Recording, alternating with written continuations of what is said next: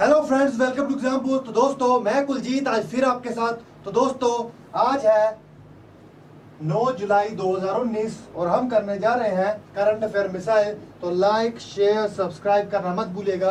तो दोस्तों, जैसा कि मैंने आपको कहा था कि कंटिन्यू क्लासेस चलेंगी, आप सबको ध्यान देना है। मैं आपको एक विश्वास दिलाता हूँ कि मेरी करंट अफेयर की क्लास करने के बाद आपको किसी भी और जगह पे जाके करंट अफेयर को ढूंढने की जरूरत नहीं पड़ेगी। अभी तो करंट अफेयर के क्वेश्चन थोड़े 14-15 चल रहे हैं, थोड़े दिनों में मैं और भी बढ़ा दूंगा। ठीक है दोस्तों, क्योंकि मुझे सब कुछ ही कवर करना है। ये मैंने तय कर लिया है कि बच्चे को एक भी क्वेश्चन बाहर जाके ढूंढने की जरूरत ना पड़े। ठीक है दोस्तों, तब आपने साथ देना है, आपने ज्यादा से ज्यादा शेयर करना है। ठीक है दोस्तों, तो हम चलते हैं हमारे क्वेश्चन ऑफ द डे पर। वो क्या है कि क्वेश्चन ऑफ द डे ये है, हाल ही में भारत में सबसे लंबी विद्युतीकृत रेलवे सुरंग का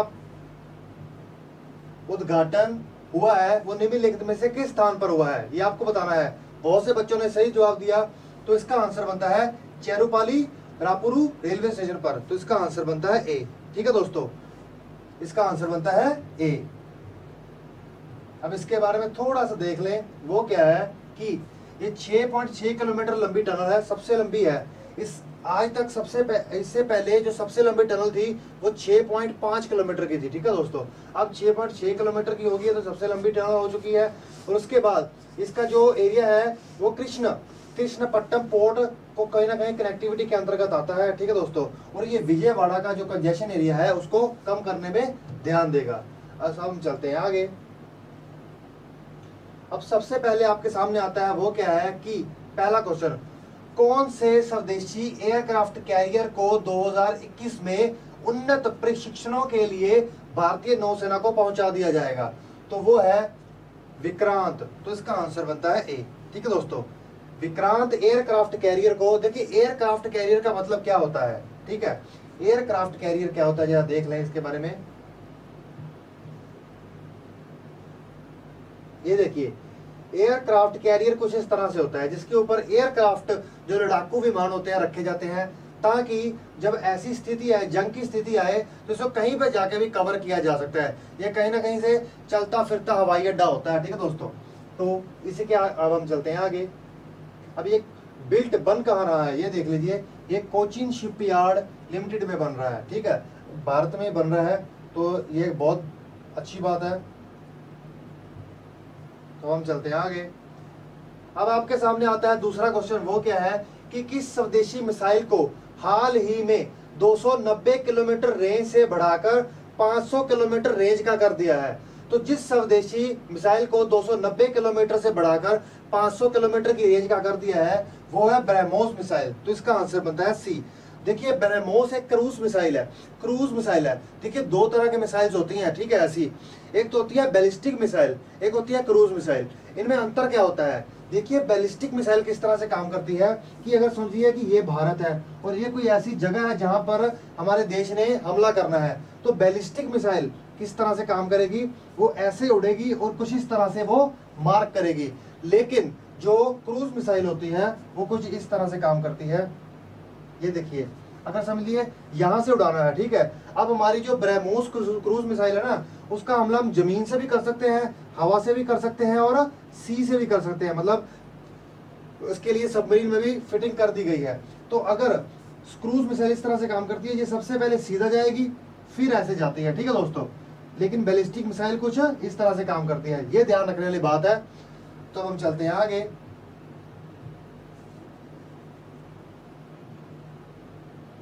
ये देखिए, ये है ब्रह्मोस मिसाइल जिसकी रेंज बढ़ाकर 290 से 230 कर दी गई है। ठीक है, इसे जिस फाइटर जेट पर डिप्लॉय किया गया है वो है सुखोई 30 के ऊपर। ठीक है दोस्तों, अब इसकी जो स्पीड है उसकी स्पीड है मैक 2.8। ठीक है, हवा से 2.8 ज्यादा शक्ति से। अब आपके सामने आता है तीसरा क्वेश्चन। वो क्या है कि निम्नलिखित में से किस देश की सरकार ने हाल ही में सरकारी कार्यालयों में नकाब पहनने पर प्रतिबंध लगा दिया है? नकाब पहनने पर। ठीक है दोस्तों, सरकारी कार्यालय ने, तो किस देश ने किया है काम? ये काम किया है ट्यूनीशिया ने। तो इसका आंसर बनता है बी। देखिए, जो ट्यूनीशिया देश है ये अफ्रीका में आता है, नॉर्थ अफ्रीका में। अब जरा देख लें कि ये नॉर्थ अफ्रीका में कहां करके आता है। तो ये देखिए, ये है भारत आपके सामने, ये देखिए ये है भारत। भारत से हम गए अफ्रीका, अफ्रीका में यहाँ पर है ट्यूनीशिया, उसके साथ अल्जीरिया, लीबिया, ठीक है। ऊपर आता है मेडिटेरेनियन सी।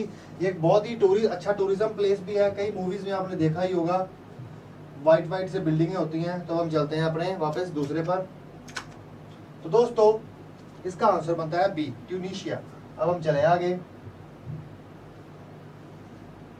अब अगर ट्यूनीशिया की बात आती है, ठीक है, एक बात तो हमने देख ली, नकाब दूर करना है। अब ट्यूनीशिया की जो कैपिटल है वो क्या, उसका नाम क्या है, ट्यूनिस, राजधानी का नाम। वहां के जो प्रेसिडेंट है उनका नाम है बेजी कैड, और वहां के जो प्राइम मिनिस्टर है, ठीक है, प्रधानमंत्री, उनका नाम है यूसुफ, ठीक है दोस्तों। वहां की जो सबसे ऊंची चोटी है उसका नाम है जबेल, ठीक है दोस्तों, जबेल एक चांबी। और उसकी जो सबसे नीचे वाला पॉइंट है उसका नाम है छोट एल डजेरिड, ठीक है दोस्तों। उसकी जो सबसे लंबी नदी है उसका नाम है मेटजेरडा रिवर, ठीक है, जैसा 450 किलोमीटर लंबी है, ठीक है दोस्तों, 450 किलोमीटर लंबी। तो अब हम चलते हैं आगे। अब चौथा क्वेश्चन आपके सामने आता है, वो क्या है कि किस केंद्र शासित प्रदेश ने एक द्विचक्रीय साझा योजना, मतलब बाईसाइकिल को चलाने के लिए जो साइकिल होती है, द्विचक्र मतलब साइकिल, ठीक है दोस्तों। इन्होंने साइकिल नहीं लिखा, मैं लिख देता हूं इधर, साझा साइकिल चलाने पर योजना चलाई है किस केंद्र शासित मतलब किस यूनियन टेरिटरी ने, तो ये चलाई है पुडुचेरी ने। तो इसका आंसर बनता है ए, पुडुचेरी ने अपने राज्य में जो यूनियन टेरिटरी है उसमें बाईसाइकिल को शेयर करके चलाने की एक चलाई है। देखिए इससे कहीं ना कहीं प्रदूषण ही कम होगा, और अगर आसपास के नजदीक के एरियाज हैं उसमें लोग आसानी से जा सकेंगे, बाईसाइकिल या कारों की जरूरत ना पड़ेगी इससे, ठीक है दोस्तों। अब अगर पुडुचेरी की बात आती है, पुडुचेरी के मुख्यमंत्री हैं वी नारायण स्वामी, और वहां के जो चीफ जस्टिस है उनका नाम है विजया, और वहां के जो मेंबर इन असेंबली है कम से कम 33 है, ठीक है दोस्तों, जिसमें से 30 इलेक्टेड होते हैं, 3 नॉमिनेटेड होते हैं। वहां के high court Madras high court है, और वहां के डेप्यूटी स्पीकर का नाम है वीपी शिवा कोलुंडू। अब हम चलते हैं आगे। अब पांचवा क्वेश्चन आपके सामने आता है, वो क्या है कि किस राजनीतिक नेता ने हाल ही में जल संरक्षण पर एक ब्लॉग साझा किया है जिसका शीर्षक था एक बेटी, एक पेड़ और एक शिक्षक। दोस्तों जल संरक्षण पर हमारी सरकार ने इस बार बजट में बहुत बड़ा स्टेप लिया है। कल मैंने जल जीवन मिशन के ऊपर भी आपको बताया थोड़ा था, उससे भी एक दिन पहले जो मैंने क्लास ली थी 4 जुलाई को, उसमें भी मैंने वाटर कंजर्वेशन में बताया था। तो वाटर कंजर्वेशन से लेकर जल संरक्षण को लेकर सरकार काफी ज्यादा चिंतित है और काफी ज्यादा अग्रेसिव है, ठीक है दोस्तों। तो जो ये ब्लॉग शेयर किया गया है, एक बेटी एक पेड़ और एक शिक्षक, ये प्रधानमंत्री नरेंद्र मोदी जी के द्वारा किया गया है। तो इसका आंसर बनता है बी, ठीक है दोस्तों। अब ये देखिए, ये जो ब्लॉग किया गया है शेयर, वो किस तरह का है, ये देखिए दोस्तों, ठीक है। तो अब हम चलते हैं आगे। अब आपके सामने आता है अगला क्वेश्चन, वो क्या है कि रिलायंस जियो ने डिजिटल साक्षरता पहल के लिए निम्नलिखित में से किस संगठन के साथ संबंध स्थापित किया है जिसके तहत वो डिजिटल उड़ान का ध्यान रख एक योजना चलाएंगे। देखिए ये एक पहल है, एक इनिशिएटिव है डिजिटल उड़ान, ठीक है, जिसमें रिलायंस जियो डिजिटल साक्षरता के तहत लोगों को साक्षरता देने के लिए किसी एक ऑर्गेनाइजेशन के साथ हाथ मिलाया है। उसका नाम क्या है, तो उसका नाम है फेसबुक। तो इसका आंसर बनता है सी, फेसबुक के साथ मिलकर रिलायंस जियो डिजिटल साक्षरता को बढ़ावा देगी, ठीक है दोस्तों। अब हम चलते हैं आगे। अब ये देखिए आपके सामने इसकी डिटेल, डिजिटल उड़ान, ठीक है दोस्तों, डिजिटल उड़ान, रिलायंस जियो और फेसबुक। अब हम चलते हैं आगे। अब सातवां क्वेश्चन आपके सामने आता है, वो क्या है कि भारतीय सेना के प्रमुख ने कारगिल शहीद और युद्ध के दिग्गजों को सम्मान, सलामी और श्रद्धांजलि देने के लिए एक कारगिल श्रद्धांजलि गीत जारी किया है। और जिस सेना के अध्यक्ष ने जो ये कारगिल गीत जारी किया है वो वर्तमान में भारतीय सेना के प्रमुख है। तो उनका नाम क्या है, तो उनका नाम है बिपिन रावत। तो इसका आंसर बनता है सी, बिपिन रावत। याद रखना, बिपिन रावत जो भारतीय सेना के अध्यक्ष हैं, प्रमुख हैं, उन्होंने श्रद्धांजलि गीत जारी किया है कारगिल के शहीदों के लिए, ठीक है दोस्तों। उन शहीदों ने हमारे लिए कुर्बानी दी, ये है बिपिन रावत, ठीक है दोस्तों। तो हम चलते हैं आगे। अब 8वां क्वेश्चन आपके सामने आता है, वो क्या है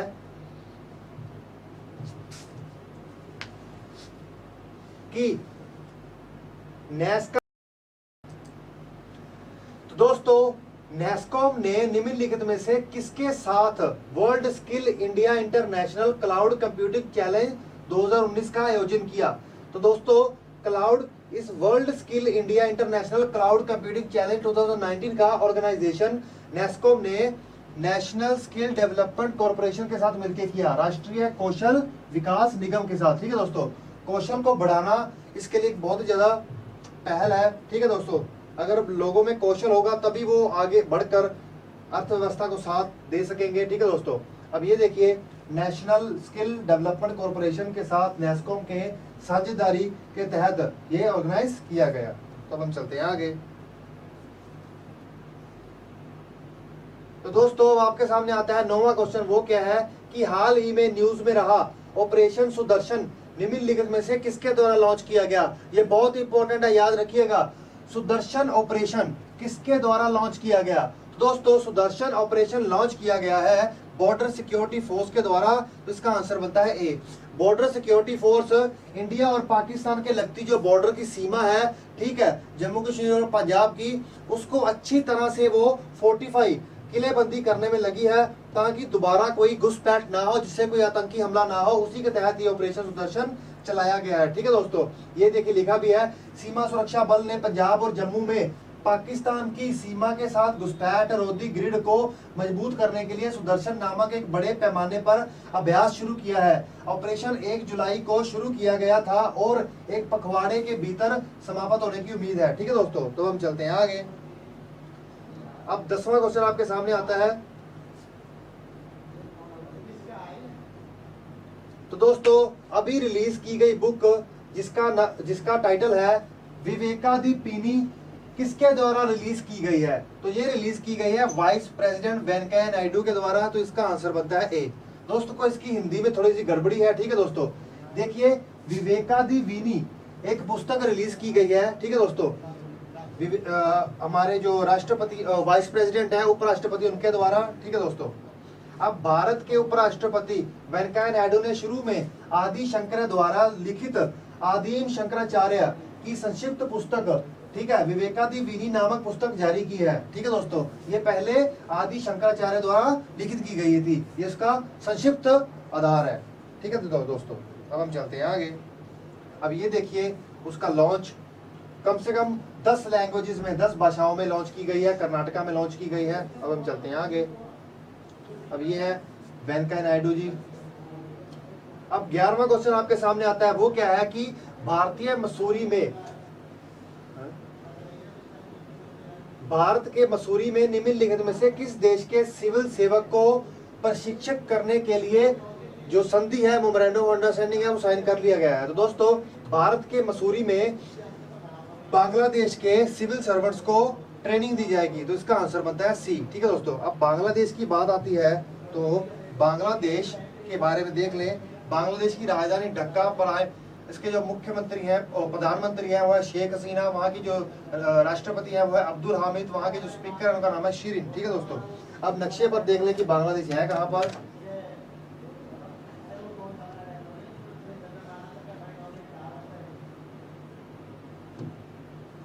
अब ये देखिए बांग्लादेश बिल्कुल भारत के साथ ही है। अब ये देखिए ये है भारत और ये है बांग्लादेश, ठीक है दोस्तों। अब हम चलते हैं आगे।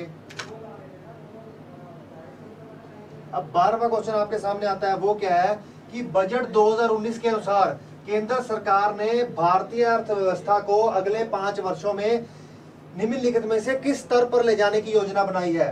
तो ये $5 ट्रिलियन की इकोनॉमी बनाने का भारत की अर्थव्यवस्था को हमारी केंद्र की सरकार का प्रोग्राम है। अब हम चलते हैं आगे। अब आपको आता है क्वेश्चन ऑफ द डे, वो क्या है कि हाँ नाम है वो इसी तरह से इंग्लिश में लेना सही रहेगा, state of the education report for 2019 India, ठीक है दोस्तों। अब हम चलते हैं अपने आगे पड़ाव पर। तो दोस्तों एग्जामपुर में आने के लिए आपका थैंक्स। वीडियो को ज्यादा से ज्यादा लाइक शेयर सब्सक्राइब कीजिए, ठीक है दोस्तों।